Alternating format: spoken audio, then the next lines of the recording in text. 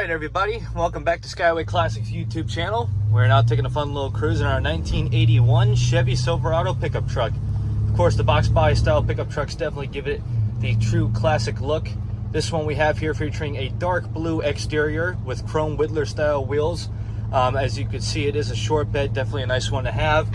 Has the very nice moldings coming from the sides. And of course, one unique thing you may see is the strange table coming from the back.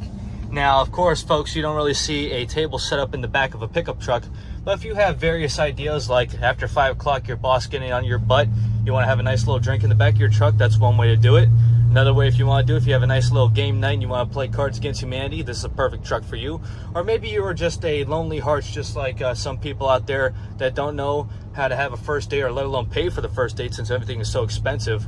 No way better to do it than in the back of a pickup truck.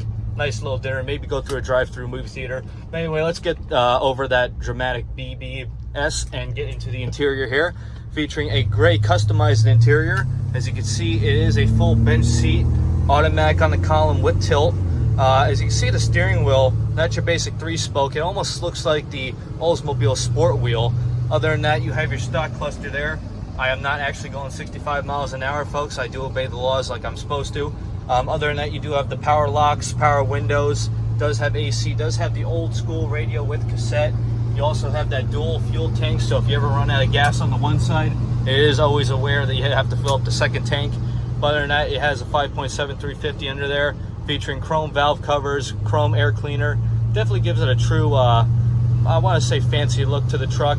Other than that, just like your old school trucks, you got the push mirrors, vent windows, just, you know, some basics. Other than that now, though, we're just going to get it safely turned around and up on the hoist, so just stay tuned to see the underneath.